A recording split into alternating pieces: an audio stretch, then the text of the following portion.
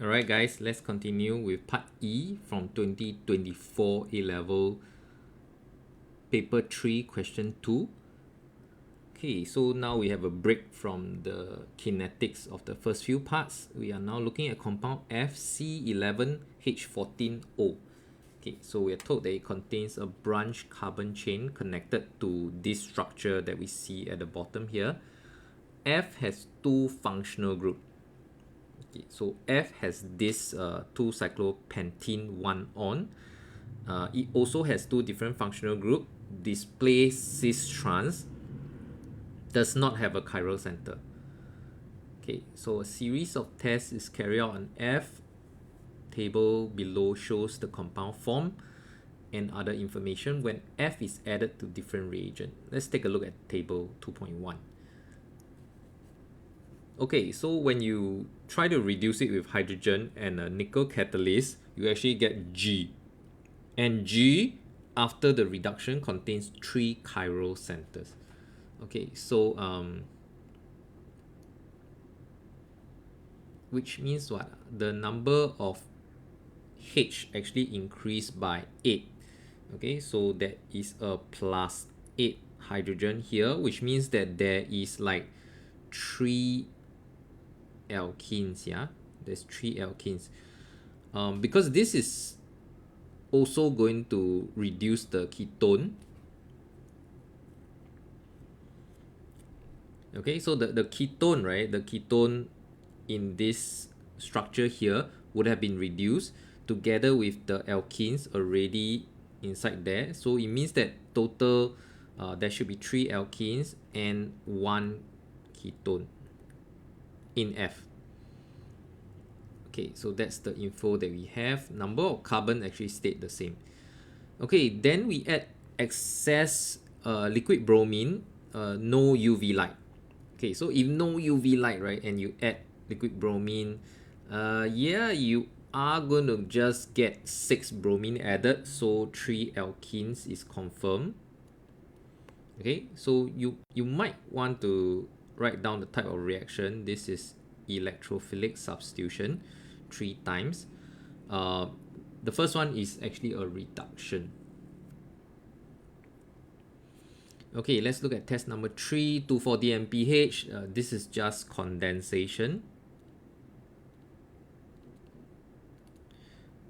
There's a C double bond O present. Obviously, we know that there's already a ketone, right? Because in this structure, we already have the ketone. Failings, there's no reaction, which confirms that there is just a ketone. There's no aldehyde. Alright. Test, the last test, hot acidified KMO4. This is always going to be the most telling test because this actually tells us that, hey, look, after you cleave all the double bonds, right, you're just going to end up with 3 structures. Alright, and these 3 structures, the number of oxygen actually tells you quite a bit about where your double bonds will actually form. Okay, so I think for L is going to be quite challenging because it has quite a number of oxygen. Okay. So J, K, L, all effervescence, which means that all of them have carboxylic acid. All of them have carboxylic acid upon the hot oxidative cleavage. K and L forms orange PPT. So these two, on top of having a carboxylic acid, they also form ketone. Okay, so K probably have 1 ketone, 1 carboxylic acid. L probably have 2 ketone, 2 carboxylic acid to make up to 6. Okay, J just have a carboxylic acid. So this is oxidation now, obviously. Oxidation, let me write here. Okay, this is acid carbonate. This is condensation again.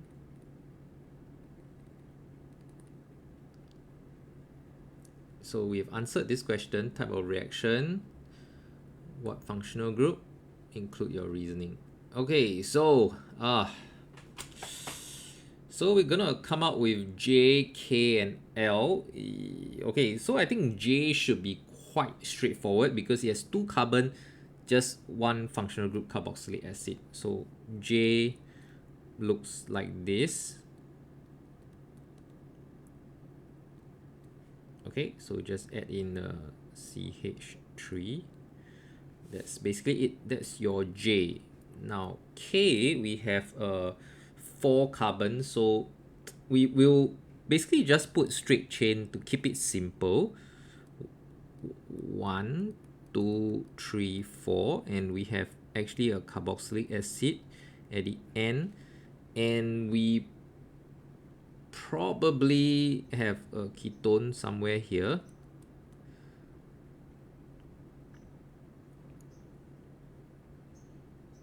Okay, of course you can try to put it on other carbon, that is fine, but I think you will need to twig it once you find that it is not appropriate. Okay, how about L? We also try to keep it in a straight chain. 1, 2, 3, 4, 5. Okay, so double bond O, OH, double bond O, OH, and probably just put we'll just put ketone here, ketone here. Alright, so we have our J, K, and L tentatively, and basically what we want to do, we want to piece them back. Obviously we want to draw the cyclic compound because we are told that it is bonded to F, right? This whole cyclic compound. Okay, so maybe we'll just put it down first. Cyclic compound, double bond here. Let's just say that we have 1, 2, 1, 2, 3, 4, 1, 2, 3, 4, 5.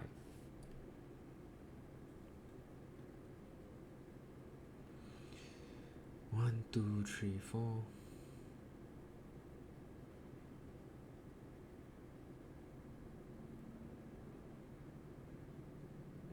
Okay, so the 5 ketones. Okay, hold on.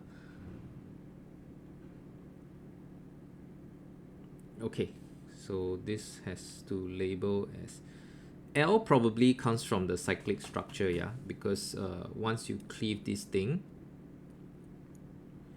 you have let me label this carbon 1, carbon 2, carbon 1, carbon 2, then this is carbon 3, carbon 4.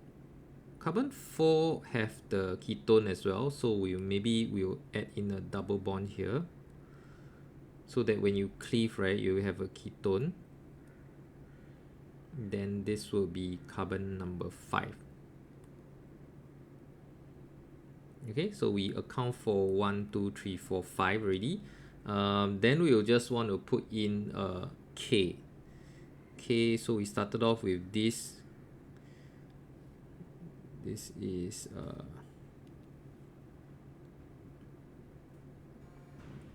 this is probably A, so we'll let it be A. Then there is a B, C, and D. C and D. C and D. Okay, so at the D, we're also gonna get a double bond, which is bonded to X and Y. Okay, so X and Y. Okay, so that seems like the whole structure. So this is F.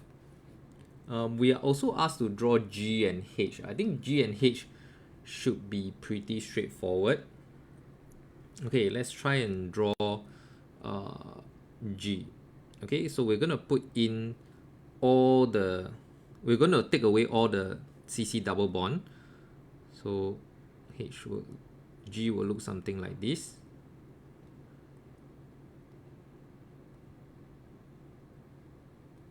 And with an alcohol. Okay, so this will be your G. Let's double check whether is there like 3 chiral. There's 1 here, there's 2 here, there's 3 here. Okay, 3 chiral carbon. Okay, very good. And then we're gonna go with H. H, basically you just add in all the 1, 2, 3, 4.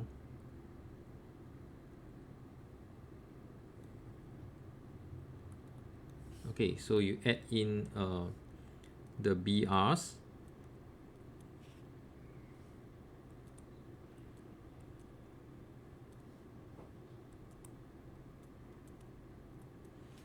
Right, so that is all for